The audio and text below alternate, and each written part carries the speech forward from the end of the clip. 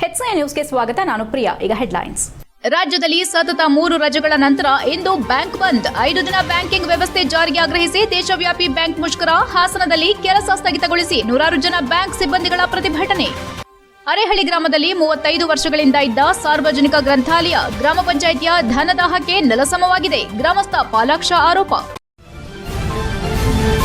ಭಾರತೀಯ ಬ್ಯಾಂಕ್ಗಳ ಸಂಘಟನೆ ಮತ್ತು ಬ್ಯಾಂಕ್ ಸಿಬ್ಬಂದಿಗಳ ಸಂಘಟನೆ ನಡುವೆ 2023ರಲ್ಲಿ ನಡೆದ 12ನೇ ದ್ವಿಪಕ್ಷೀಯ ಒಪ್ಪಂದದ ಪ್ರಕಾರ ವಾರದಲ್ಲಿ 5 ದಿನಗಳ ಬ್ಯಾಂಕಿಂಗ್ ವ್ಯವಸ್ಥೆ ಜಾರಿಗೊಳಿಸುವಂತೆ ಆಗ್ರಹಿಸಿ ಬ್ಯಾಂಕ್ ಸಂಘಟನೆಗಳ ಸಂಯುಕ್ತ ವೇದಿಕೆ ಮಂಗಳವಾರದಂದು ದೇಶವ್ಯಾಪಿ ಬ್ಯಾಂಕ್ ಮುಷ್ಕರಕ್ಕೆ ಕರೆ ನೀಡಿದಂತೆ ಹಾಸನ ಜಿಲ್ಲಾದ್ಯಂತ ಎಲ್ಲಾ ಬ್ಯಾಂಕುಗಳು ಕಾರ್ಯನಿರ್ವಹಿಸದೆ ಸಂಪೂರ್ಣ ಬಂದ್ ಮಾಡಿ ಪ್ರತಿಭಟನೆಗೆ ನೌಕರರು ಇಳಿದರು. ಹಾಸನ ನಗರದ ಎನ್ಆರ್ ವೃತ್ತದಲ್ಲಿರುವ ಭಾರತೀಯ ಸ್ಟೇಟ್ ಬ್ಯಾಂಕ್ ಶಾಖೆಯ ಎದುರು ನೂರಾರು ಬ್ಯಾಂಕ್ ಸಿಬ್ಬಂದಿಗಳು ಪ್ರತಿಭಟನೆಯಲ್ಲಿ ಪಾಲ್ಗೊಂಡು ಸರ್ಕಾರದ ವಿರುದ್ಧ ಘೋಷಣೆಗಳನ್ನು ಕೂಗಿದ್ರು. ಬಳಿಕ ಎನ್ಆರ್ ವೃತ್ತದಿಂದ ಹೇಮಾವತಿ ಪ್ರತಿಮೆವರೆಗೂ ಬೃಹತ್ ಮೆರವಣಿಗೆ ನಡೆಸಿ ತಮ್ಮ ನ್ಯಾಯಯುತ ಬೇಡಿಕೆಗೆ ಬೆಂಬಲ ಸೂಚಿಸಿದ್ರು. ಈ ಮುಷ್ಕರದಿಂದ ಬ್ಯಾಂಕ್ ವ್ಯವಹಾರಗಳು ಸ್ಥಗಿತಗೊಂಡು ಸಾರ್ವಜನಿಕರಿಗೆ ತಾತ್ಕಾಲಿಕ ಅಸೌಕರ್ಯ ಉಂಟಾಯಿತು. ಪ್ರತಿಭಟನೆಯಲ್ಲಿ ಯುಎಫ್ಬಿಯು ಹಾಸನ ಘಟಕದ ಸಂಚಾಲಕ ಆರ್ ಕುಮಾರ್ ಅವರು ಉದ್ದೇಶಿಸಿ ಮಾತನಾಡಿ 2024ರ ಮಾರ್ಚ್ನಲ್ಲಿ ನಡೆದ 12ನೇ ದ್ವಿಪಕ್ಷೀಯ ಒಪ್ಪಂದದಲ್ಲಿ ಬ್ಯಾಂಕ್ ಸಿಬ್ಬಂದಿಗಳ ಹಲವು ಬೇಡಿಕೆಗಳೊಂದಿಗೆ ವಾರದಲ್ಲಿ 5 ದಿನಗಳ ಕೆಲಸದ ವ್ಯವಸ್ಥೆಯನ್ನು ಒಪ್ಪಿಕೊಳ್ಳಲಾಗಿದೆ. ಆದರೆ ಒಪ್ಪಂದಕ್ಕೆ ವರ್ಷ ಸಮೀಪಿಸುತ್ತಿದ್ದರೂ ಸರ್ಕಾರ ಇದನ್ನು ಜಾರಿಗೊಳಿಸಲು ಯಾವುದೇ ಸಕಾರಾತ್ಮಕ ಕ್ರಮ ಕೈಗೊಂಡಿಲ್ಲ ಎಂದು ಆಕ್ರೋಶ ವ್ಯಕ್ತಪಡಿಸಿದರು. ಕಳೆದ 1 ತಿಂಗಳಿನಿಂದ ವಿವಿಧ ರೀತಿಯ ಶಾಂತಿಯುತ ಪ್ರತಿಭಟನೆಗಳ ಮೂಲಕ ಸರ್ಕಾರದ ಗಮನ ಸೆಳೆಯಲು ಪ್ರಯತ್ನಿಸಿದ್ರೂ ನಿರ್ಲಕ್ಷ್ಯ ವಹಿಸಿದ ಕಾರಣ ಅನಿವಾರ್ಯವಾಗಿ ಮುಷ್ಕರಕ್ಕೆ ಇಳಿಯಬೇಕಾಯಿತೆಂದು ಹೇಳಿದರು. ಹೀಗಿರುವಾಗ ಬ್ಯಾಂಕ್ ಸಿಬ್ಬಂದಿಗಳ ನ್ಯಾಯಯುತ ಬೇಡಿಕೆಯನ್ನ ಸರ್ಕಾರ ತಕ್ಷಣ ಈಡೇರಿಸಬೇಕೆಂದು ಒತ್ತಾಯಿಸಿದರು. ಮುಷ್ಕರ ಮತ್ತು ಪ್ರತಿಭಟನಾ ಕಾರ್ಯಕ್ರಮದ ನೇತೃತ್ವವನ್ನು ಯುಎಫ್ಬಿಯು ಹಾಸನ ಘಟಕದ ಸಂಚಾಲಕ ಆರ್ ಕುಮಾರ್ ವಹಿಸಿದ್ದರು. ಪ್ರತಿಭಟನೆಯಲ್ಲಿ ಕೆನರಾ ಬ್ಯಾಂಕ್ ಅಧಿಕಾರಿಗಳ ಸಂಘಟನಾ ಕಾರ್ಯದರ್ಶಿ AJ Javed, Union Bank of India ಸಿಬ್ಬಂದಿ ಸಂಘಟನೆಯ ಜಿಟಿ ಲೋಕೇಶ್, ಜಯಚಂದ್ರ, ಎಸ್ಬಿಐ ಸಿಬ್ಬಂದಿ ಸಂಘಟನೆಯ ಚೇತನ್, ಅಶೋಕ್ ಭಟ್, ಕರ್ನಾಟಕ ಬ್ಯಾಂಕ್ನ ಶೀಲಾ ಸೇರಿದಂತೆ ವಿವಿಧ ಬ್ಯಾಂಕುಗಳ ನೂರಾರು ಸಿಬ್ಬಂದಿ ಭಾಗವಹಿಸಿದ್ರು. HIN news Haasan. ಇವತ್ತು ದೇಶದಾದ್ಯಂತ ಬ್ಯಾಂಕ್ ನೌಕರರು United forum of bank unions ಅಡಿಯಲ್ಲಿ 1 ದಿನದ ಮುಷ್ಕರಕ್ಕೆ ಕರೆ ಕೊಟ್ಟಿದ್ದೇವೆ. ಉದ್ದೇಶ ಇಷ್ಟೇ, ನಮ್ಮ ಬೇಡಿಕೆ ಇಷ್ಟೇ. ನಮ್ಮ 2023-24ರ ದ್ವಿಪಕ್ಷೀಯ ಒಪ್ಪಂದದ ಪ್ರಕಾರ ಏನು 5 ಡೇಸ್ ಬ್ಯಾಂಕಿನ ಇಂಪ್ಲಿಮೆಂಟ್ ಮಾಡಬೇಕು ಅಂತ ಗೌರ್ಮೆಂಟ್ ನಮಗೆ ಆಶ್ವಾಸನೆ ಕೊಟ್ಟಿತ್ತು. 2 ವರ್ಷ ಆದರೂ ಅದನ್ನು ಈಡೇರಿಸಿಲ್ಲ. ಅದನ್ನು ಈಡೇರಿಸಬೇಕು, ಅದನ್ನು ಮತ್ತೆ ಅನುಷ್ಠಾನಗೊಳಿಸಬೇಕು, ಇಂಪ್ಲಿಮೆಂಟ್ ಮಾಡಬೇಕು ಅಂತ ಹೇಳಿ ನಾವು ಈ ಒಂದು ಮುಷ್ಕರವನ್ನು ಕಾಲ್ ಕೊಟ್ಟಿದ್ದೇವೆ. 2 ವರ್ಷದಿಂದ ಬ್ಯಾಂಕ್ ಎಲ್ಲ ಉದ್ಯೋಗಿಗಳು ಭಾಳ ಸಮಾಧಾನದಿಂದ ಕಾಯ್ದಿದ್ವಿ. ಇತ್ತೀಚಿನ ದಿನಗಳಲ್ಲಿ ಎಲ್ಲರಿಗೂ ಗೊತ್ತಿರೋ ಹಾಗೆ ಬ್ಯಾಂಕಿನಲ್ಲಿ ನೌಕರರ ಸಂಖ್ಯೆ ಕಡಿಮೆ ಆಗ್ತಾ ಇದೆ, ವರ್ಕ್ ಪ್ರೆಷರ್ ಜಾಸ್ತಿ ಆಗ್ತಾ ಇದೆ. ಬೇರೆ ಎಲ್ಲ ಇಲಾಖೆಗಳಿಗೆ ಹೋಲಿಸ್ಕೊಂಡ್ರೆ ಬ್ಯಾಂಕ್ನಲ್ಲಿ ಅಧಿಕಾರಿಗಳು. ಅರೇಹಳ್ಳಿ ಗ್ರಾಮ ಪಂಚಾಯಿತಿ ವ್ಯಾಪ್ತಿಯ ಅರೇಹಳ್ಳಿ ಗ್ರಾಮ ಪಂಚಾಯಿತಿ ಮುಖ್ಯ ರಸ್ತೆಗೆ ಹೊಂದಿಕೊಂಡಂತೆ ಸುಮಾರು 35 ವರ್ಷಗಳಿಂದ ಸಾರ್ವಜನಿಕವಾಗಿ ಕರ್ತವ್ಯ ನಿರ್ವಹಿಸುತ್ತಿದ್ದ ಸಾರ್ವಜನಿಕ ಗ್ರಂಥಾಲಯ ಗ್ರಾಮ ಪಂಚಾಯಿತಿಯ ಧನದಾಹಕ್ಕೆ ನೆಲಸಮವಾಗಿದೆ ಎಂದು ಗ್ರಾಮದ ಪಾಲಾಕ್ಷ ಆರೋಪಿಸಿದರು. ಪತ್ರಿಕಾಗೋಷ್ಠಿಯಲ್ಲಿ ಮಾತನಾಡಿದ ಅವರು, ಗ್ರಂಥಾಲಯ ಅಭಿವೃದ್ಧಿ ಹೆಸರಿನಲ್ಲಿ 2025-26ನೇ ಸಾಲಿನ ನಿಧಿ 2ರ ಅನುದಾನದಲ್ಲಿ ಮಂಜೂರಾತಿ ಸಂಖ್ಯೆ 212/25-26ರಲ್ಲಿ ಸುಮಾರು 20 ಲಕ್ಷ ರೂಪಾಯಿಗಳನ್ನು ಗ್ರಂಥಾಲಯ ಕಟ್ಟಡದ ಅಭಿವೃದ್ಧಿಗೆ ಮೀಸಲಿರಿಸಿದ್ದು, ಸರ್ಕಾರದಿಂದ ಹಳೆ ಗ್ರಂಥಾಲಯ ಕಟ್ಟಡ ಕೆಡವಿ ಹೊಸ ಗ್ರಂಥಾಲಯ ಕಟ್ಟಡ ನಿರ್ಮಾಣ ಮಾಡುವುದಾಗಿ ಅನುಮತಿ ಪಡೆದಿರುವ ಪಂಚಾಯಿತಿ, ಆದರೆ ಅಲ್ಲಿ ನಿರ್ಮಿಸಿರುವುದು ಮಾತ್ರ ವಾಣಿಜ್ಯ ಮಳಿಗೆಗಳು. ಈ ವಾಣಿಜ್ಯ ಮಳಿಗೆಗಳು ಸಹ ಯಾವುದೇ ರೀತಿ ವೈಜ್ಞಾನಿಕ ಗುಣಮಟ್ಟ ಹೊಂದಿಲ್ಲ. ಕಾಮಗಾರಿ ಆರಂಭವಾದ ಕೇವಲ 21 ದಿನಗಳಲ್ಲಿ ಕಟ್ಟಡ ಪೂರ್ಣಗೊಂಡಿದ್ದು, ಕಟ್ಟಡ ನಿರ್ಮಾಣಕ್ಕೆ ಸಂಬಂಧಿಸಿದ ಯಾವುದೇ ಸೂಕ್ತ ಕ್ರಮ ಕೈಗೊಂಡಿಲ್ಲ. ಇಷ್ಟೆಲ್ಲಾ ಸಮಸ್ಯೆಗಳು ಕಟ್ಟಡ ಕಾಮಗಾರಿಯಲ್ಲಿದ್ದರೂ ಸಹ ಸಹಾಯಕ ಕಾರ್ಯಪಾಲಕ ಇಂಜಿನಿಯರ್ ನಂಬರ್ 2 ಪಂಚಾಯತ್ ರಾಜ್ ಇಲಾಖೆ ಉಪವಿಭಾಗ ಬೇಲೂರುರವರು ಕಾಮಗಾರಿ ತೃಪ್ತಕರವಾಗಿ ಪೂರ್ಣಗೊಂಡಿರುತ್ತದೆ ಎಂದು ಕಾಮಗಾರಿಯನ್ನು ಪರಿಶೀಲಿಸದೆ ಅನುಮತಿ ಹಾಗೂ ಅನುದಾನ ಬಿಡುಗಡೆ ಮಾಡಿರುವುದು ಇಲಾಖೆಯಲ್ಲಿನ ಭ್ರಷ್ಟಾಚಾರವನ್ನು ಎತ್ತಿ ತೋರಿಸುವಂತಿದೆ. ತಾಲೂಕಿನಲ್ಲಿ ಭ್ರಷ್ಟಾಚಾರ ನಿರ್ಮೂಲನೆ ಮಾಡುತ್ತೇವೆ ಎಂದು ಪಣ ತೊಟ್ಟಿರುವ ಶಾಸಕ ಎಚ್ಕೆ ಸುರೇಶ್ ಅವರ ಅಧಿಕಾರದ ಅಡಿಯಲ್ಲಿ ಕರ್ತವ್ಯ ನಿರ್ವಹಿಸುತ್ತಿರುವ ಅಧಿಕಾರಿಗಳು ಗ್ರಂಥಾಲಯದ ಹೆಸರಲ್ಲಿ ವಾಣಿಜ್ಯ ಮಳಿಗೆಗಳನ್ನು ನಿರ್ಮಿಸಿ ಅದನ್ನು ಅವೈಜ್ಞಾನಿಕವಾಗಿ ಪೂರ್ಣಗೊಳಿಸಿ ಉದ್ಘಾಟನೆ ಮಾಡದೆ ಬಹಿರಂಗ ಹರಾಜಿಗೆ ಸಜ್ಜಾಗಿದ್ರೂ ತಮ್ಮ ಗಮನಕ್ಕೆ ಬಂದಿಲ್ಲ ಎಂಬಂತೆ ವರ್ತಿಸುತ್ತಿರುವುದು ಸಮಂಜಸವಲ್ಲ ಎಂದು ಬೇಸರ ವ್ಯಕ್ತಪಡಿಸಿದರು. HIN news Belur.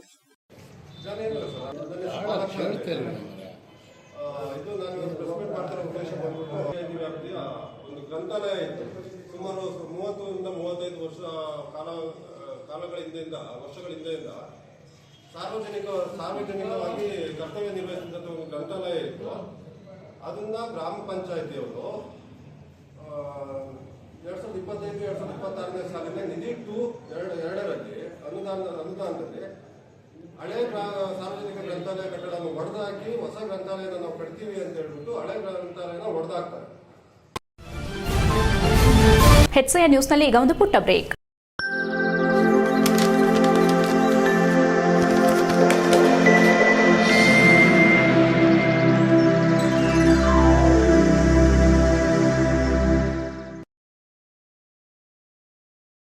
ಬ್ರೇಕ್ನ ನಂತರ HCI ನ್ಯೂಸ್ಗೆ ಸ್ವಾಗತ. ಹಾಸನ ಜಿಲ್ಲೆಯ ಪ್ರತಿಷ್ಠಿತ cute and curly unisex salon ರವರಿಂದ ಹಾಸನದಲ್ಲಿ ಪ್ರಪ್ರಥಮ ಬಾರಿಗೆ ವೃತ್ತಿಪರ ಅಕಾಡೆಮಿಯನ್ನು ವಿಜಯನಗರ ಬಡಾವಣೆಯಲ್ಲಿ ಆರಂಭಿಸಿದ್ದಾರೆ. ಹಾಸನ ನಗರದ ವಿಜಯನಗರ ಬಡಾವಣೆಯಲ್ಲಿ ತಮ್ಮ 6ನೇ ಶಾಖೆ ಮತ್ತು ವೃತ್ತಿಪರ ಅಕಾಡೆಮಿಯ ಉದ್ಘಾಟನೆಯನ್ನ ಶ್ರೀ ಆದಿಚುಂಚನಗಿರಿ ಶಾಖಾ ಮಠದ ಪ್ರಧಾನ ಕಾರ್ಯದರ್ಶಿಗಳಾದ ಶ್ರೀ ಶ್ರೀ ಶಂಭುನಾಥ ಮಹಾಸ್ವಾಮೀಜಿ ಅವರು ನಡೆಸಿಕೊಟ್ಟರು. ಈ ಸಂದರ್ಭದಲ್ಲಿ ಕ್ಯೂಟ್ ಅಂಡ್ ಕರ್ಲಿ ಮಾಲೀಕರಾದ ಅನಂತ್ ಮತ್ತು ಕುಟುಂಬ ವರ್ಗದವರು ಶ್ರೀ ಶ್ರೀ ಶಂಭುನಾಥ ಮಹಾಸ್ವಾಮೀಜಿ ಅವರ ಪಾದಪೂಜೆ ನಡೆಸಿದರು.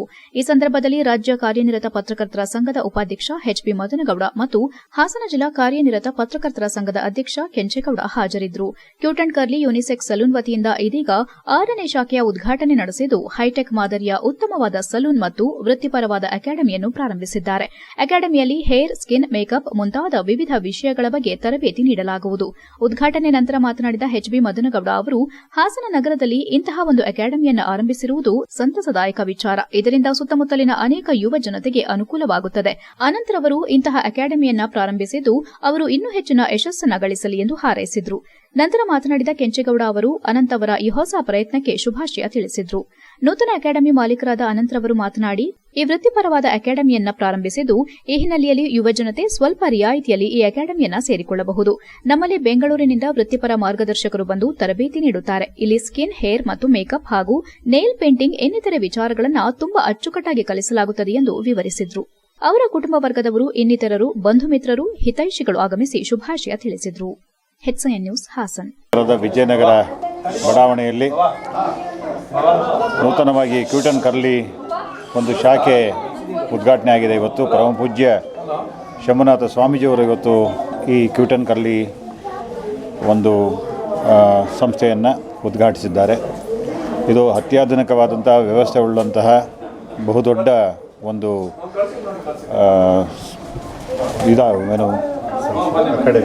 ಅಕಾಡೆಮಿ, ಒಂದು ಟ್ರೈನಿಂಗ್ ಅಕಾಡೆಮಿ. ಇದು ಕ್ಯೂಟ್ ಅಂಡ್ ಕರ್ಲಿ ಅನ್ನುವಂಥದ್ದು ಒಂದು ಟ್ರೈನಿಂಗ್ ಅಕಾಡೆಮಿಯನ್ನು ಕೂಡ ಮಾಡಿಕೊಂಡು ಒಂದು ಸಲೂನು ಒಂದು ಹೈಟೆಕ್ ವ್ಯವಸ್ಥೆ ಇಟ್ಟುಕೊಂಡು ಈ ಒಂದು ಸಂಸ್ಥೆಯಲ್ಲಿ ಆರಂಭ ಮಾಡಿದ್ದಾರೆ.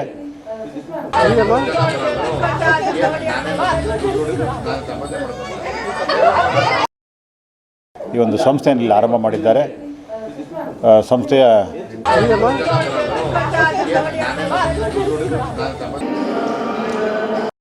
ಈ ಒಂದು ಸಂಸ್ಥೆಯಲ್ಲಿ ಆರಂಭ ಮಾಡಿದ್ದಾರೆ. ಸಂಸ್ಥೆಯ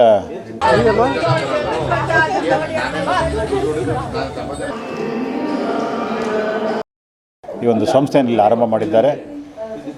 ಸಂಸ್ಥೆಯ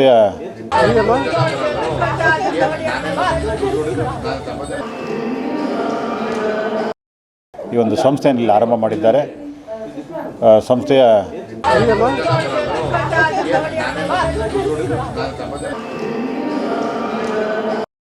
ಈ ಒಂದು ಸಂಸ್ಥೆಯಲ್ಲಿ ಆರಂಭ ಮಾಡಿದ್ದಾರೆ. ಸಂಸ್ಥೆಯ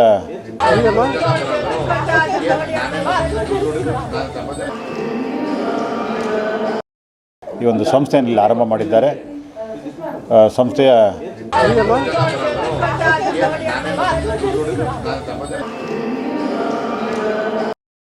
ಈ ಒಂದು ಸಂಸ್ಥೆಯಲ್ಲಿ ಆರಂಭ ಮಾಡಿದ್ದಾರೆ. ಸಂಸ್ಥೆಯ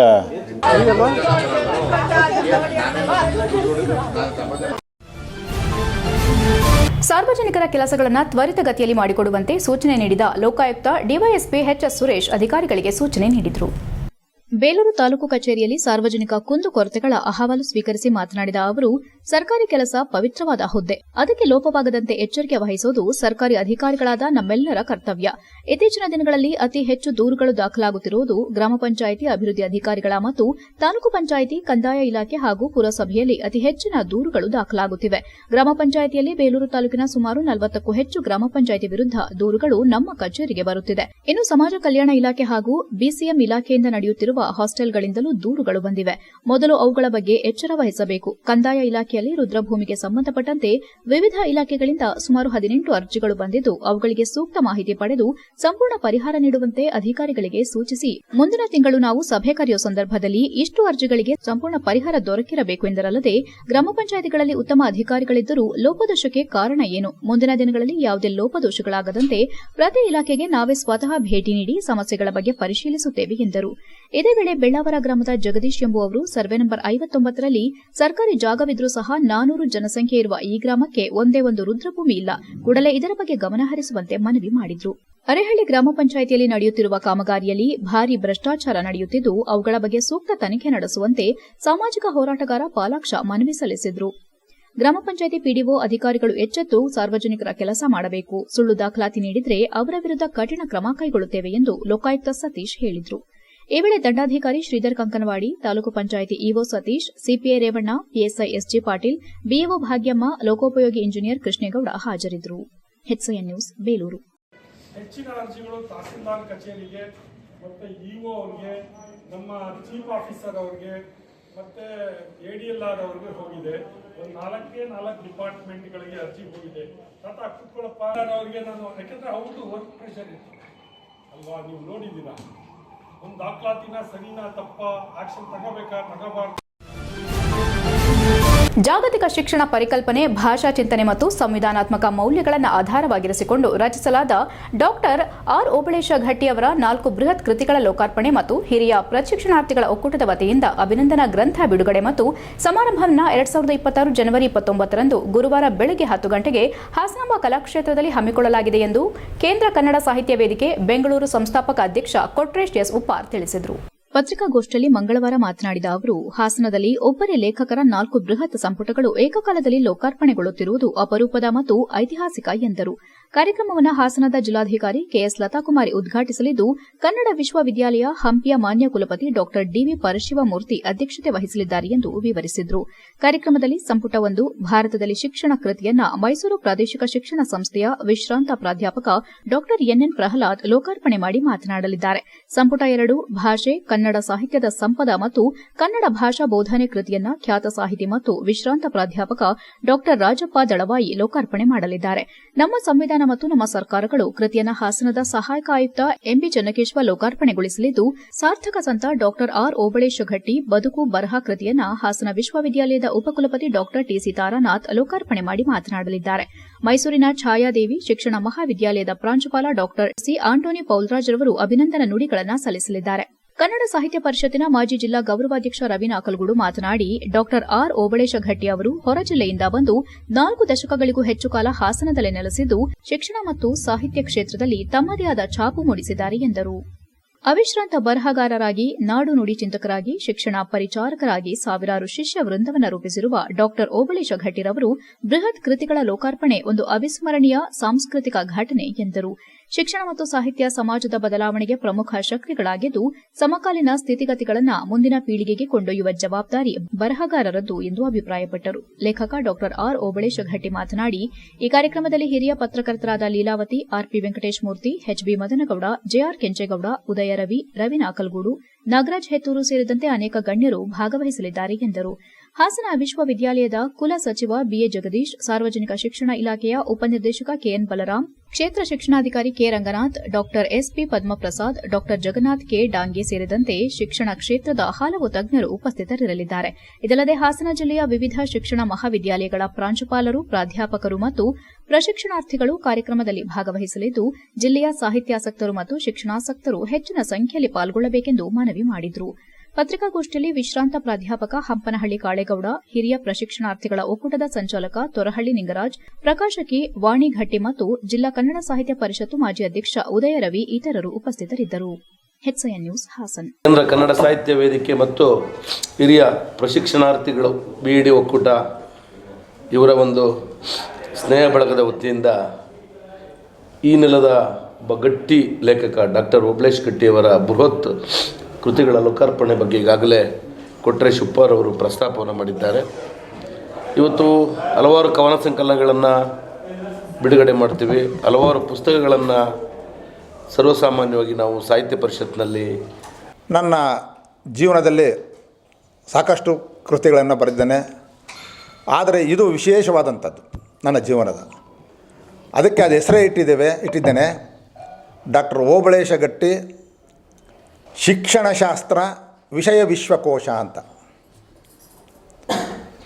ಆ ಪುಸ್ತಕಗಳ ಬಿಡುಗಡೆ ದಿನ ನೀವೆಲ್ಲರೂ ಮಾಧ್ಯಮ ಮಿತ್ರರೆಲ್ಲರೂ ಬರಬೇಕು. ಅವತ್ತು ಗೊತ್ತಾಗುತ್ತೆ ಅದರ ಬರೀ ಗಾತ್ರ ಅಲ್ಲ, ಅದರ ಕ್ವಾಲಿಟಿ, ಹಗಲು ರಾತ್ರಿ ಎಷ್ಟು ಕಷ್ಟಪಟ್ಟಿರ್. HCI ನ್ಯೂಸ್ನಲ್ಲಿ ಈಗ ಒಂದು ಪುಟ್ಟ ಬ್ರೇಕ್.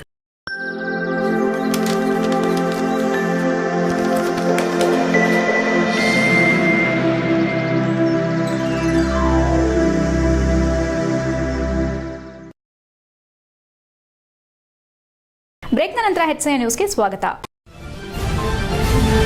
ಕರ್ನಾಟಕ ರಾಜ್ಯ ಸರ್ಕಾರಿ ನೌಕರರ ಸಂಘದಂತಹ ಗೌರವಾನ್ವಿತ ಸಂಘದ ರಾಜ್ಯಾಧ್ಯಕ್ಷ ಷಡಕ್ಷರಿ ಅವರ ಕುರಿತು ಜಿಲ್ಲಾಧ್ಯಕ್ಷ ಬಾಗೂರು ಕೃಷ್ಣೇಗೌಡ ಅವರು ಏಕವಚನದಲ್ಲಿ ಮಾತನಾಡಿರುವುದು ಅವರ ಗೌರವಕ್ಕೆ ಧಕ್ಕೆ ತರುವಂತಹ ನಡೆ. ಕೂಡಲೇ ಅವರು ಬಹಿರಂಗ ಕ್ಷಮೆಯಾಚನೆ ಮಾಡಬೇಕೆಂದು ಸಂಘದ ರಾಜ್ಯ ಉಪಾಧ್ಯಕ್ಷರು ಹಾಗೂ ಹಾಲಿ ನಿರ್ದೇಶಕರಾದ KM ಶ್ರೀನಿವಾಸ್ ಆಗ್ರಹಿಸಿದರು. ಪತ್ರಿಕಾಗೋಷ್ಠಿಯಲ್ಲಿ ಮಂಗಳವಾರ ಮಾತನಾಡಿದ ಅವರು, ಸಂಘದ ಒಳಗಿನ ಭಿನ್ನಾಭಿಪ್ರಾಯಗಳನ್ನು ಶಿಷ್ಟಾಚಾರದ ಮಿತಿಯೊಳಗೆ ಚರ್ಚಿಸಬೇಕೇ ಹೊರತು ಏಕವಚನ ಪದ ಬಳಕೆ ಮಾಡೋದು ಸಂವಿಧಾನಬದ್ಧ ಸಂಸ್ಥೆಗೆ ಅಪಮಾನ ಮಾಡಿದಂತೆ ಆಗುತ್ತದೆ. ನಾನು ಕಳೆದ ಚುನಾವಣೆಯಲ್ಲಿ ಕೃಷ್ಣೇಗೌಡ ಅವರ ವಿರುದ್ಧ ಸ್ಪರ್ಧಿಸಿ ಸೋತಿದ್ರೂ ಸಹ ಅವರ ಬಗ್ಗೆ ಯಾವತ್ತೂ ಏಕವಚನದಲ್ಲಿ ಮಾತನಾಡಿಲ್ಲ. ವೈಯಕ್ತಿಕ ಸೋಲು ಗೆಲುವನ್ನ ಮೀರಿ ಸಂಘದ ಗೌರವವನ್ನ ನಾನು ಯಾವಾಗಲೂ ಕಾಯ್ದುಕೊಂಡಿದ್ದೇನೆ. ಆದರೆ ರಾಜ್ಯಾಧ್ಯಕ್ಷರ ಬಗ್ಗೆ ಬಳಸಿದ ಲಘು ಪದಗಳು ನನ್ನನ್ನ ಸೇರಿಸಿ ರಾಜ್ಯದ ಸಮಸ್ತ ಸರ್ಕಾರಿ ನೌಕರರ ಸಮುದಾಯಕ್ಕೆ ತೀವ್ರ ಮಾನಸಿಕ ನೋವುಂಟು ಮಾಡಿದೆ ಎಂದು ಆಕ್ರೋಶ ವ್ಯಕ್ತಪಡಿಸಿದರು. ಷಡಕ್ಷರಿ ಅವರು ರಾಜ್ಯಾಧ್ಯಕ್ಷರಾದ ನಂತರ ನಾಡಿನ ಎಲ್ಲಾ ಸರ್ಕಾರಿ ನೌಕರರ ಪರವಾಗಿ ಅನೇಕ ಮಹತ್ವದ ಹೋರಾಟಗಳು ಮತ್ತು ಜನಪರ ನಿರ್ಣಯಗಳನ್ನು ಕೈಗೊಂಡಿದ್ದಾರೆ. ಮಹಿಳಾ ನೌಕರರಿಗೆ ಋತುಚಕ್ರ ರಜೆ, NPS ರದ್ದು ಮಾಡಿ OPS ಜಾರಿಗೆ ಹೋರಾಟ, ಉಚಿತ ಆರೋಗ್ಯ ಸಂಜೀವಿನಿ ಯೋಜನೆ, ನೌಕರರ ಸಮಸ್ಯೆಗಳಿಗೆ ತಕ್ಷಣ ಸ್ಪಂದನೆ ಸೇರಿದಂತೆ ಅವರು ಸಂಘಕ್ಕೆ ಹೊಸ ದಿಕ್ಕು ನೀಡಿರುವುದು ಎಲ್ಲರಿಗೂ ತಿಳಿದ ವಿಷಯ. ಇಂತಹ ನಾಯಕತ್ವದ ಬಗ್ಗೆ ಲಘು ಮಾತುಗಳನ್ನು ಬಳಸೋದು ಸಂಘದ ಇತಿಹಾಸಕ್ಕೆ ಮಸಿ ಬಳಿದಂತಾಗುತ್ತದೆ ಎಂದರು. ಪತ್ರಿಕಾಗೋಷ್ಠಿಯಲ್ಲಿ ಕರ್ನಾಟಕ ರಾಜ್ಯ ಸರ್ಕಾರಿ ನೌಕರರ ಸಂಘದ ರಾಜ್ಯ ಸಂಘಟನಾ ಕಾರ್ಯದರ್ಶಿ GP ವಿಶ್ವನಾಥ್, ರಾಜ್ಯ ಪರಿಷತ್ ಸದಸ್ಯ ಹಾಗೂ ಸಂಘಟನಾ ಕಾರ್ಯದರ್ಶಿ T ರಾಜು ಇತರರು ಉಪಸ್ಥಿತರಿದ್ದರು. HCI news Hassan. ಅವ್ರಿಗೆ ಹೇಳಿ ಯಾರು ನೋಡಲ್ ಆಫೀಸರ್ ಫೋನ್ ಮಾಡಿ ಆ ಬಿಲ್ನ ಬೇಗ ಸ್ಯಾಂಕ್ಷನ್ ಮಾಡಕ್ಕೆ ಮಾಡಿದ್ದೀವಿ. ಸೊ ಅದ್ರ ಜೊತೆಯಲ್ಲಿ ಜಿಲ್ಲಾಧ್ಯಕ್ಷರ ಆದ್ಯ ಕರ್ತವ್ಯ ಸರ್ಕಾರಿ ನೌಕರರ ಬಗ್ಗೆ ಕಾಳಜಿ ವಹಿಸುವಂಥದ್ದು. ಕಾರ್ಯಕ್ರಮ ಮಾಡೋದು ಒಂದು ಭಾಗ ಆದರೆ, ಕ್ರೀಡಾಕೂಟ ಮಾಡೋದು ಒಂದು ಭಾಗ ಆದರೆ, ಜಯಂತಿಗಳು ಮಾಡೋದು ಭಾಗ ಇನ್ನೊಂದಾದರೆ, ಹಲವಾರು ಜಯಂತಿಗಳು ಮಾಡೋದು ಇನ್ನೊಂದು ಭಾಗ ಸರ್ಕಾರಿ ನೌಕರರಾದರೆ, ಆದರೆ ಸರ್ಕಾರಿ ನೌಕರರ ಕಷ್ಟ ಸುಖಕ್ಕೆ ಸ್ಪಂದಿಸುವಂಥ ಕೆಲಸ ಆಗಬೇಕು. ಯಾಕೆಂದರೆ ನಮ್ಮ ಜಿಲ್ಲಾಧ್ಯಕ್ಷರು ನಮ್ಮ ಜಿಲ್ಲೆಯಲ್ಲಿ ಹೆಚ್ಚಿನ ದಿನಗಳಲ್ಲಿ ಹೆಚ್ಚಿನ ಸಂಖ್ಯೆಯಲ್ಲಿ ಲಭ್ಯ ಇಲ್ಲದೆ ಒಂದು ಕಾರಣ ಅಂತ ನಾನು ಹೇಳೋಕ್ಕೆ ಬಯಸ್ತೀನಿ. ಯಾಕೆಂದರೆ ನಮ್ಮ ಇವರು ಹಾಸ್ಪಿಟ್ಲಿದ್ದಂಥ ಪೇಷಂಟ್ಸ್ಗಳಿಗಿರ್ಬೋದು, ಕಂದಾಯ ಇಲಾಖೆ ನಾವು ಇನ್ನೂ ಸಹ ಬೇಲೂರಲ್ಲಿ ಅಡ್ಮಿಂಟ್ ಆಗಿದ್ದರು, ಅವರೀಗ ಹಾಸನ ಗೌರ್ಮೆಂಟ್ ಹಾಸ್ಪಿಟ್ಲಿಗೆ ಬಂದು ಅಡ್ಮಿಂಟ್ ಆಗ್ಯಾರೆ, ಇನ್ನೂ ಸಹ ಡಿಸ್ಚಾರ್ಜ್ ಆಗಿಲ್ಲ. ಅವರ ಸ್ಥಿತಿ ಏನು, ಯಾಕಂಗಾಯಿತು, ಏನಾಯಿತು ಅಂತ ಯಾರೂ ವಿಚಾರಿಸ್ತಿಲ್ಲ. ಸರ್ಕಾರಿ ನೌಕರ ಸಂಘ ಇರೋದು ಸರ್ಕಾರಿ ನೌಕರ ಏಳಿಗೆಗೆ, ಅವರ ಕಷ್ಟ ಸುಖಕ್ಕೆ ಹೊರತು ಈ ರೀತಿಯಾದಂಥ ಬೇರೆ ಬೇರೆ ವೈಯಕ್ತಿಕವಾದ ವಿಚಾರವನ್ನು ಚರ್ಚೆ ಮಾಡೋಕ್ಕೆ, ಅದು ವೈಯಕ್ತಿಕವಾಗಿ ಅವ್ರ ಬಗ್ಗೆ ಮಾತಾಡೋಕ್ಕಲ್ಲ ಅಂತ ಹೇಳಕ್ಕೆ ಬಯಸ್ತೀನಿ. ಇಷ್ಟು ನನ್ನ ಈ ಒಂದು ಪತ್ರಿಕಾಗೋಷ್ಠಿಯ ಮುಖ್ಯ ಉದ್ದೇಶ. ಉತ್ತಮವಾಗಿ ರಾಜ್ಯ ಸಂಘ ಕೆಲಸ ಮಾಡ್ತಾಯಿದೆ. ಆದ್ದರಿಂದ ನಾವೆಲ್ಲರೂ ಸಹ ಅದರ ಅಡಿಯಲ್ಲಿ ಕೆಲಸ ಮಾಡೋದ್ರಿಂದ ನೌಕರರಿಗೆ ಇವತ್ತು ಸಮೃದ್ಧಿಯಾದ ಪೇ ಸ್ಕೇಲ್ ಆಗಿದೆ. ಮುಂದೆ NPS ಆಗದೆ ಹೋಗಿ OPS ಬರಲಿದೆ. ಈ ಥರ ಹಲವಾರು ಮುಂದಿನ ಸರ್ಕಾರಿ ನೌಕರರ ಹೋರಾಟ ಇದೆ. ಆ ಹೋರಾಟ ಬಗ್ಗೆ ಚರ್ಚೆ ಮಾಡಬೇಕು ಹೊರತು ನಮ್ಮಲ್ಲೇ ಯಾವುದು ಕಿತ್ತಾಪತ್ತಿ ಮಾಡದಲ್ಲೇ ನಮ್ಮ ಸರ್ಕಾರಿ ನೌಕರರ ಜೊತೆಲಿ ಸಂಘಟಿಸಬೇಕು ಅಂತ ಈ ಮೂಲಕ ವಿನಂತಿಸ್ತೀನಿ. ಭೀಮಾ ಕೋರೆಗಾಂವ್ ಕೇವಲ ಯುದ್ಧವಲ್ಲ, ತುಳಿತಕ್ಕೆ ಒಳಗಾದ ಅಸ್ಪೃಶ್ಯ ಸಮುದಾಯದ ಮೇಲಿನ ದೌರ್ಜನ್ಯದ ವಿರುದ್ಧ ನಡೆದ ಕ್ರಾಂತಿಕಾರಿ ಹೋರಾಟವಾಗಿದೆ ಎಂದು ದಲಿತ ನಾಯಕ ಹಾಗೂ ಅಂಬೇಡ್ಕರ್ ಪ್ರಶಸ್ತಿ ಪುರಸ್ಕೃತ ಶ್ರೀಧರ್ ಕಲಿವೀರ್ ತಿಳಿಸಿದರು. ಅರೆಹಳ್ಳಿ ಭೀಮಾ ಕೋರೆಗಾಂವ್ ವಿಜಯೋತ್ಸವ ಸಮಿತಿ ವತಿಯಿಂದ ಆಯೋಜಿಸಲಾಗಿದ್ದ ಭೀಮಾ ಕೋರೆಗಾಂವ್ ವಿಜಯೋತ್ಸವ ಕಾರ್ಯಕ್ರಮ ಉದ್ಘಾಟಿಸಿ ಮಾತನಾಡಿದ ಅವರು, ಯಾವುದೇ ಸಮುದಾಯದ ಮೇಲೆ ದಬ್ಬಾಳಿಕೆ, ದೌರ್ಜನ್ಯ, ಅತಿರೇಕಕ್ಕೆ ತಿರುಗಿದಾಗ ಅದರ ಪರಿಣಾಮ ಎಷ್ಟು ಕಠೋರವಾಗಿರುತ್ತದೆ ಎಂಬುದಕ್ಕೆ ಈ ಯುದ್ಧ ಸಾಕ್ಷಿಯಾಗಿದೆ ಎಂದರು. ಇಂತಹ ಐತಿಹಾಸಿಕ ಯುದ್ಧದ ಬಗ್ಗೆ ಮಾಹಿತಿಯೇ ಇಲ್ಲದ ಸಂದರ್ಭದಲ್ಲಿ ಬಾಬಾ ಸಾಹೇಬ್ ಅಂಬೇಡ್ಕರ್ ಅದನ್ನು ಪತ್ತೆ ಹಚ್ಚಿದ ಹಿನ್ನೆಲೆ ಇಂದು ಈ ಕಾರ್ಯಕ್ರಮ ಆಯೋಜನೆಗೊಂಡಿದೆ. ಆದರೆ ಇಂದಿಗೂ ಬಡವರ ತುಳಿತಕ್ಕೆ ಒಳಗಾದವರ ಮೇಲೆ ಹಲ್ಲೆ, ದೌರ್ಜನ್ಯಗಳು ನಿಂತಿಲ್ಲ. ಅಂಬೇಡ್ಕರ್ ಬರೆದಿರುವ ಸಂವಿಧಾನದ ಅಡಿಯಲ್ಲಿ ಸಮಾನತೆ ಕಟ್ಟುನಿಟ್ಟಿನ ಅನುಷ್ಠಾನವಾಗಬೇಕು ಎಂದರು. ಲಂಡನ್ ದುಂಡು ಮೇಜಿನ ಸಮ್ಮೇಳನದಲ್ಲಿ ಬಾಬಾ ಸಾಹೇಬ್ ಅಂಬೇಡ್ಕರ್ ಸಮಾನತೆಗಾಗಿ ಮಾತನಾಡಿದ ಭಾಷಣ ಶ್ಲಾಘನೀಯ. ಆದರೆ ಇಂದಿಗೂ ಸಮಾಜ ನಿರ್ಮಾಣ ಸಾಧ್ಯವಾಗದೇ ಇರುವುದು ವಿಪರ್ಯಾಸ. ತಮ್ಮ ಹಕ್ಕುಗಳನ್ನು ಪಡೆಯಲು ಹಿಂದುಳಿದ ಸಮುದಾಯದ ಎಲ್ಲರೂ ಮುಂದಾಗಬೇಕು. ಬಾಬಾ ಸಾಹೇಬ್ ಅಂಬೇಡ್ಕರ್ ಅವರ ಹಾದಿಯಲ್ಲಿ ನಡೆಯುವ ಮೂಲಕ ಸಂವಿಧಾನ ರಕ್ಷಣೆಗೆ ಒಕ್ಕೊರಲಿನಿಂದ ಒಗ್ಗೂಡಬೇಕೆಂದು ಕರೆ ನೀಡಿದರು. ಕಾರ್ಯಕ್ರಮಕ್ಕೂ ಮುನ್ನ ಪಟ್ಟಣದ ವಿವಿಧ ಕಲಾ ತಂಡದೊಂದಿಗೆ ಭೀಮಾ ಕೋರೆಗಾಂವ್ ವಿಜಯ ಸ್ತಂಭ, ಬಾಬಾ ಸಾಹೇಬ್ ಅಂಬೇಡ್ಕರ್ ಅವರ ಭಾವಚಿತ್ರ ಮತ್ತು ಭೀಮಾ ಕೋರೆಗಾಂವ್ ಯುದ್ದದ ನಾಯಕ ಸಿದ್ದನಾಕ ಅವರ ಭಾವಚಿತ್ರಗಳ ಜೊತೆಗೆ ನಡೆದ ಮೆರವಣಿಗೆಯಲ್ಲಿ ಸಾವಿರಾರು ಸಂಖ್ಯೆಯಲ್ಲಿ ಸಮುದಾಯದ ಜನರು ಭಾಗವಹಿಸಿ ಡಿಜೆ ಶಬ್ದಕ್ಕೆ ಕುಣಿದು ಕುಪ್ಪಳಿಸಿದರು. ಕಾರ್ಯಕ್ರಮದಲ್ಲಿ ಅಂಬೇಡ್ಕರ್ ಸೇವಾ ಸಮಿತಿ ಅಧ್ಯಕ್ಷ ಸಂದೇಶ್, ಅರೆಹಳ್ಳಿ ಭೀಮಾ ಕೋರೆಗಾಂವ್ ವಿಜಯೋತ್ಸವ ಸಮಿತಿ ಅಧ್ಯಕ್ಷ ವಿರೂಪಾಕ್ಷ, ಉಪಾಧ್ಯಕ್ಷ ಮಲ್ಲಿಕಾರ್ಜುನ್, ಕಾರ್ಯದರ್ಶಿ ಕುಮಾರ್, ದಿನೇಶ್, ಖಜಾಂಚಿ ಅನುಘಟ್ಟ ಕುಮಾರ್, ತಮ್ಮಣ್ಣ ಇತರರು ಉಪಸ್ಥಿತರಿದ್ದರು. HIN news, Belur.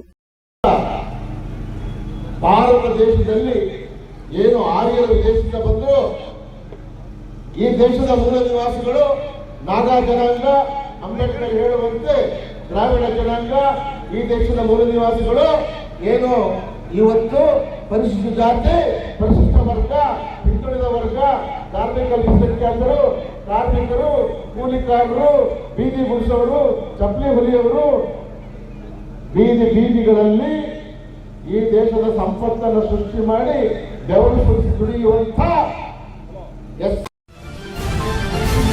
ಹೆಚ್ಐಎನ್ ನ್ಯೂಸ್ನಲ್ಲಿ ಈಗ ಒಂದು ಪುಟ್ಟ ಬ್ರೇಕ್. ಹಾಸನದಲ್ಲಿ 28 ವರ್ಷಗಳಿಂದ ಜನತೆಗೆ ಅತ್ಯುತ್ತಮವಾದ ವೈದ್ಯಕೀಯ ಸೇವೆಯನ್ನು ನೀಡುತ್ತಿರುವ Hemavathi multi speciality hospital Hassan. ನಮ್ಮಲ್ಲಿ ದಿನದ 24 ಗಂಟೆಯೂ ಆಕ್ಸಿಡೆಂಟಲ್ ಇಂಜುರೀಸ್ ಮತ್ತು ಎಮರ್ಜೆನ್ಸಿ ಸರ್ವಿಸ್ಗಳನ್ನು ಹೊಂದಿದೆ. ಹೇಮಾವತಿ ಆಸ್ಪತ್ರೆಯ ಡಾಕ್ಟರ್ ನಿಖಿಲ್ ಆರ್ಭಟ್ ರವರು ಎಂಎಸ್ ಆರ್ಥೋಪೆಡಿಕ್ನಲ್ಲಿ ಚಿನ್ನದ ಪದಕ ಪಡೆದು ಸಿಂಗಾಪುರ್ ಜನರಲ್ ಹಾಸ್ಪಿಟಲ್ನಲ್ಲಿ ಫೆಲೋಶಿಪ್ ಇನ್ ಜಾಯಿಂಟ್ ರಿಪ್ಲೇಸ್ಮೆಂಟ್ ಸರ್ಜರಿಯ ಪದವಿ ಪಡೆದು ಸೇವೆಯನ್ನ ಸಲ್ಲಿಸಿರುತ್ತಾರೆ.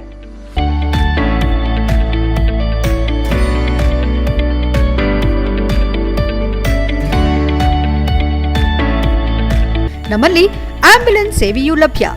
ಇನ್ನೇಕೆ ತಡ? ನೀವು ಯಾವುದೇ ಮೂಳೆ ಸಮಸ್ಯೆ ಹೊಂದಿದರೆ ಹಿಂದೆ ಭೇಟಿ ನೀಡಿ. ಹೇಮಾವತಿ ಮಲ್ಟಿ ಸ್ಪೆಷಾಲಿಟಿ ಹಾಸ್ಪಿಟಲ್, ಉತ್ತರ ಬಡಾವಣೆ, ಹಾಸನ. ಬ್ರೇಕ್ನ ನಂತರ ಹೆಚ್ಐಎನ್ ನ್ಯೂಸ್ಗೆ ಸ್ವಾಗತ. ಹಾಸನ ನಗರದ ಉದಯಗಿರಿ ಉದ್ಯಾನವನದಲ್ಲಿ ಯೋಗ ತಂಡದ ವತಿಯಿಂದ ಪ್ರತಿ ವರ್ಷದಂತೆ ಈ ವರ್ಷವೂ ನಡೆದ ರಥಸಪ್ತಮಿ ಕಾರ್ಯಕ್ರಮವನ್ನು ದಿನಾಂಕ 25 ಭಾನುವಾರದಂದು ಬೆಳಗ್ಗೆ 5:15ರಿಂದ 7 ಗಂಟೆವರೆಗೂ 108 ಸೂರ್ಯ ನಮಸ್ಕಾರ ಮತ್ತು ಸೂರ್ಯ ಹೋಮವನ್ನು ಮಾಡಲಾಯಿತು.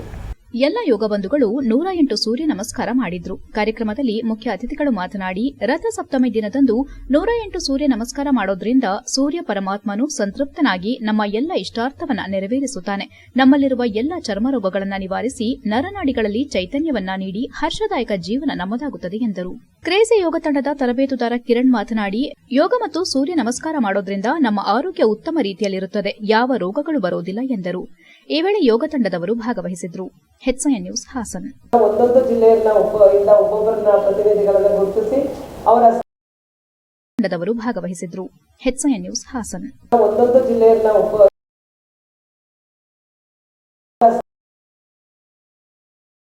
ತಂಡದವರು ಭಾಗವಹಿಸಿದ್ರು. HIN news, Haasan. ಒಂದೊಂದು ಜಿಲ್ಲೆಯಿಂದ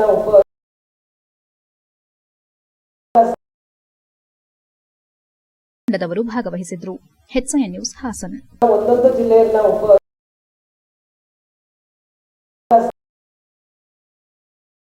ತಂಡದವರು ಭಾಗವಹಿಸಿದ್ರು. HIN news, Haasan. ಒಂದೊಂದು ಜಿಲ್ಲೆಯಿಂದ ನಾನು ಸುಮಾರು 96ರಿಂದ ಎಜುಕೇಷನ್ ಫೀಲ್ಡಲ್ಲಿ ಮ್ಯಾಥಮೆಟಿಕ್ಸ್ ಟೀಚ್ ಮಾಡ್ತಾ ಇದ್ದೀನಿ. ಹಾಗಾಗಿ ಈ ವೈಜ್ಞಾನಿಕ ಪರಿಷತ್ ಬಗ್ಗೆ ತುಂಬ ತಿಳುವಳಿಕೆ ಇಲ್ಲದೇ ಇದ್ರೂ ಹೋದ ವರ್ಷ ಮಲ್ಲಿಕಾರ್ಜುನ್ ಅನ್ನೋರು ಈಗ ಪರಿಚಯ ಮಾಡಿಸಿ ಈಗ ನಮ್ಮನ್ನು ಅಲ್ಲಿಗೆ ಕೊಂಡೊಯ್ದರು. ಆವಾಗ ಅಲ್ಲಿ ನಾವು ಏನು ಈ ಒಂದು ಎಜುಕೇಷನ್ ಫೀಲ್ಡಲ್ಲಿ ಒಂದು ಸರ್ವಿಸ್ ಕೊಟ್ಟಿದ್ದೀವಿ, ಅದಕ್ಕೆ ರೆಕಗ್ನೈಸ್ ಮಾಡಿದ್ದೀವಿ ಅಂತ. ನಾನು ಇಂಡಿಯನ್ ಆರ್ಮಿಗೆ ಹೋಗಿ 1999, 11/11/1999 ಮತ್ತು 2026 ನವಂಬರ್ 30ಕ್ಕೆ ರಿಟೈರ್ಮೆಂಟ್ ತೊಗೊಂಡು ನಮ್ಮ ತಾಯಿನಾಡಿಗೆ ಬಂದಿದ್ದೇನೆ. ತುಂಬ ಹೆಮ್ಮೆ ಅನಿಸುತ್ತೆ ಇಂಡಿಯನ್ ಆರ್ಮಿಯಲ್ಲಿ ಸೇವೆ ಸಲ್ಲಿಸಿ. ಹಾಸನ ನಗರದ ವಾಸನ ಐಕೇರ್ ಆಸ್ಪತ್ರೆ ವತಿಯಿಂದ ನಗರದ ಡಿಎಆರ್ ಕಚೇರಿಯಲ್ಲಿ ಕಾರ್ಯನಿರ್ವಹಿಸುತ್ತಿರುವ SSB, CRPF, CISF, BSF, WBHS, CAPF ಹಾಗೂ ಪೊಲೀಸ್ ಸಿಬ್ಬಂದಿಗಳಿಗಾಗಿ ಉಚಿತ ಕಣ್ಣಿನ ತಪಾಸಣೆ ಕಾರ್ಯಕ್ರಮವನ್ನು ಆಯೋಜಿಸಲಾಗಿತ್ತು. ಕಾರ್ಯಕ್ರಮವನ್ನು ಉದ್ಘಾಟಿಸಿ ಮಾತನಾಡಿದ ಡಿಎಆರ್ನ ಡಿಎಸ್ಪಿ ಪಾಲಾಕ್ಷ ಅವರು, ವಾಸನ ಐಕೇರ್ ಸಿಬ್ಬಂದಿಗಳು ಇಂದು ಡಿಎಆರ್ನಲ್ಲಿ ಕೆಲಸ ನಿರ್ವಹಿಸುತ್ತಿರುವ ಸಿಬ್ಬಂದಿಗಳಿಗೆ ಉಚಿತವಾಗಿ ಕಣ್ಣಿನ ಚಿಕಿತ್ಸೆ ನೀಡುತ್ತಿರುವುದು ಸಂತೋಷದ ಸಂಗತಿಯಾಗಿದೆ. ಪೊಲೀಸ್ ಸಿಬ್ಬಂದಿಗಳು ಈ ಸೌಲಭ್ಯವನ್ನು ಸದುಪಯೋಗಪಡಿಸಿಕೊಳ್ಳಬೇಕು ಎಂದರು. ವಾಸನ ಐಕೇರ್ನ ಮುಖ್ಯ ವೈದ್ಯೆ ಡಾ ಪ್ರಿಯಾ ಸಿಂಹಾಸನ್ ಮಾತನಾಡಿ, 40 ವರ್ಷ ಮೇಲ್ಪಟ್ಟ ಪ್ರತಿಯೊಬ್ಬರಿಗೂ ಕಣ್ಣಿನ ಸಮಸ್ಯೆಗಳು ಉಂಟಾಗುವುದು ಸಹಜವಾಗಿದೆ. ಅದರಲ್ಲೂ ಪೊಲೀಸ್ ಇಲಾಖೆ ಸಿಬ್ಬಂದಿಗಳು ಹಗಲು ರಾತ್ರಿ ಎನ್ನದೇ ಕರ್ತವ್ಯ ನಿರ್ವಹಿಸುವುದರಿಂದ ಕಣ್ಣಿನ ಸಮಸ್ಯೆಗಳು ಹೆಚ್ಚು ಕಾಣಿಸಿಕೊಳ್ಳುತ್ತವೆ. ಈ ಹಿನ್ನೆಲೆ ಪೊಲೀಸ್ ಹೀರೋಸ್ ಯೋಜನೆಯಡಿ ದೇಶದ 175 ಶಾಖೆಗಳಲ್ಲಿ ಉಚಿತ ಕಣ್ಣಿನ ಪರೀಕ್ಷೆ ನಡೆಸಲಾಗುತ್ತಿದೆ ಎಂದರು. ವೈದ್ಯ ಡಾ ಸ್ನೇಹ ಮಾತನಾಡಿ, ವಾಸನ ಐ ಕೇರ್ ಸಂಸ್ಥೆಯಲ್ಲಿ ಇಂದು ಪೊಲೀಸ್ ಇಲಾಖೆ ಸಿಬ್ಬಂದಿಗಳಿಗೆ ಉಚಿತ ಕಣ್ಣಿನ ಪರೀಕ್ಷೆ ನಡೆಸಲಾಗುತ್ತಿದ್ದು, ಕನ್ನಡಕದ ಅಗತ್ಯವಿದ್ದಲ್ಲಿ 10% ರಿಯಾಯಿತಿ ಮತ್ತು ಇನ್ವೆಸ್ಟಿಗೇಷನ್ಗಳಲ್ಲಿ 15% ರಿಯಾಯಿತಿ ನೀಡಲಾಗುತ್ತದೆ. ಎಲ್ಲರೂ ಇದರ ಸದುಪಯೋಗ ಪಡೆದುಕೊಳ್ಳಬೇಕೆಂದು ಮನವಿ ಮಾಡಿದರು. ಈ ಕಾರ್ಯಕ್ರಮದಲ್ಲಿ ವಾಸನ ಐ ಕೇರ್ ಆಸ್ಪತ್ರೆಯ ಸಿಬ್ಬಂದಿ ಮತ್ತು ಪೊಲೀಸ್ ಇಲಾಖೆಯ ಸಿಬ್ಬಂದಿಗಳು ಉಪಸ್ಥಿತರಿದ್ದರು. HIN news Hassan. ಈಗಾಗಲೇ ನಮ್ಮ ಮೋಹನ್ ಅವರು ಹೇಳಿದಾಗೆ ವಾಸನ ಐ ಕೇರ್ ಎಷ್ಟು ಬ್ರಾಂಚ್ಗಳಿದೆ ಅಲ್ಲೆಲ್ಲ ಕೂಡ ಒಂದು ಫ್ರೀ ಐ ಚೆಕಪ್, ಅದು ಪೊಲೀಸ್ ಸಿಬ್ಬಂದಿಗಳಿಗೆ, ಅಧಿಕಾರಿಗಳಿಗೆ ಮತ್ತು ಅವರ ಸಿಬ್ಬಂದಿ ವರ್ಗದವರಿಗೆ ಫ್ರೀ ಐ ಚೆಕಪ್ ಮಾಡಿಸ್ತಾ ಇದ್ದಾರೆ. ಇದು ತುಂಬ ಶ್ಲಾಘನೀಯ ಕೆಲಸ. ಅದು ಹಾಗೆ ಇನ್ನೊಂದಷ್ಟು ಡಿಸ್ಕೌಂಟ್ಸ್ಗಳೆಲ್ಲ ಇದೆ. ಆಪ್ಟಿಕಲ್ಸಲ್ಲಿ 10%, ಅಗೇನ್ ಇನ್ವೆಸ್ಟಿಗೇಷನಲ್ಲಿ ಕಣ್ಣಿಗೆ ಏನೆಲ್ಲ ತೊಂದರೆಗಳಾಗೋದ್ರ ಬಗ್ಗೆ ಸ್ವಲ್ಪ ಮಾಹಿತಿ ಕೊಡಲಿಕ್ಕೆ ನಾನು ಇಷ್ಟಪಡ್ತೀನಿ. ಕಣ್ಣಿನ ಒಂದು ತೊಂದರೆಗಳು ಯಾವುದೇ ವಯಸ್ಸಲ್ಲಿ ಶುರುವಾಗ್ಬೋದು. ಈಗ ಮಕ್ಕಳಿಂದ ಹಿಡಿದು ವಯಸ್ಸಾದ 70-80 ಸರಿಯಾದ ವಯಸ್ಸಾದವರೆಗೂ ಕಣ್ಣಿನ ಪ್ರಾಬ್ಲಮ್ಗಳು ಬರುತ್ತೆ. ಆದರೆ ಈಗ ನಿಮ್ಮ ಏಜನ್ನು ನಾವು ಕಾನ್ಸಂಟ್ರೇಟ್ ಮಾಡಿ ಹೇಳೋದಾದರೆ 40-30+ ಅವರಿಗೆ ಕಣ್ಣಿಗೆ ನೀವು ಧೂಳಲ್ಲೆಲ್ಲ ತುಂಬ ಓಡಾಡ್ತಿರ್ತೀರ, ಕಣ್ಣಲ್ಲಿ ಕೆಂಪಾಗೋದು, ಅಲರ್ಜಿ ಕಂಜಕ್ಟಿವೈಟಿಸ್ ಅಂತ ಹೇಳ್ತೀವಿ, ಧೂಳು ಬಿದ್ದು ಕಣ್ಣು ಕೆಂಪಾಗಿ ಆ ಥರ ಒಂದು ತೊಂದರೆ. ಡಾಕ್ಟರ್ ಪ್ರಿಯಾ ಮ್ಯಾಮ್ ಅವರು ಜನರಲ್ ಆಗಿ ಕಣ್ಣಿಗೆ ಏನೇನು ಪ್ರಾಬ್ಲಮ್ ಎಲ್ಲ ಇರುತ್ತೆ, ಏನೇನು ಸ್ಕ್ರೀನಿಂಗ್ ಮಾಡಬೇಕಾಗುತ್ತೆ, ಎಸ್ಪೆಷಲಿ 40+ ಅವರಿಗೆ ಏನೇನು ಪ್ರಾಬ್ಲಮ್ ಆಗುತ್ತೆ ಅಂತ. ಅದ್ರ ಜೊತೆಗೆ ಇನ್ನು ರೆಟಿನಾ ಬಗ್ಗೆ ಹೇಳಬೇಕು ಅಂತ ಅಂದರೆ, ಒಬ್ಬರೊಬ್ಬರಿಗೆ ಡಯಾಬಿಟೀಸ್ ಇರ್ಬೋದು, ಇರೋದ್ರಲ್ಲಿ ಡಯಾಬಿಟೀಸ್ ಇರ್ಬೋದು, ಇಲ್ಲ BP ಸಮಸ್ಯೆ ಇರ್ಬೋದು. ಅಂಥವ್ರಿಗೆ ಎಸ್ಪೆಷಲಿ ಕಣ್ಣಿಂದು ರೆಟಿನಾ ತಪಾಸಣೆ ಅಟ್ಲೀಸ್ಟ್ 6 ತಿಂಗಳಿಗೆ ಒಂದ್ಸಲ ಮಾಡಿಸ್ಕೋಬೇಕಾಗುತ್ತೆ. ಎಷ್ಟೊಂದು ಜನ ಡಯಾಬಿಟಿಕ್ಸ್ ಇರ್ತಾರೆ, ಆದರೆ ಯಾವತ್ತೂ ಕಣ್ಣಿನ ಚೆಕಪ್ ಮಾಡಿಸಿರಲ್ಲ. ಅಂಥವ್ರು ದಯವಿಟ್ಟು ಈ ಆಪರ್ಚುನಿಟಿ ಉಪಯೋಗಿಸ್ಕೊಳ್ಳಿ, ಕಣ್ಣಿಗೆ ಒಂದ್ಸಲ ರೆಟಿನಾ ಚೆಕಪ್ ಎಲ್ಲ ಮಾಡಿಸ್ಕೊಳ್ಳಿ. ಕೊನೆಯಲ್ಲಿ ಮತ್ತೊಮ್ಮೆ ಮುಖ್ಯಾಂಶಗಳು.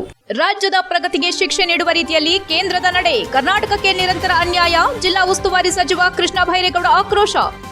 ಜಿಲ್ಲೆಯಲ್ಲಿ ಸಂಭ್ರಮದ ಗಣರಾಜ್ಯೋತ್ಸವ ಆಚರಣೆ, ವೇದಿಕೆಯಲ್ಲಿ ಕೇಂದ್ರ ಸರ್ಕಾರದ ವಿರುದ್ಧ ಸಚಿವರ ವಾಗ್ದಾಳಿ, ರಾಜ್ಯಗಳ ಶಕ್ತಿ ಕುಂದಿಸಿದ್ರೆ ದೇಶದ ಪ್ರಗತಿ ಅಸಾಧ್ಯ ಎಂದ ಕೃಷ್ಣ ಬೈರೇಗೌಡ.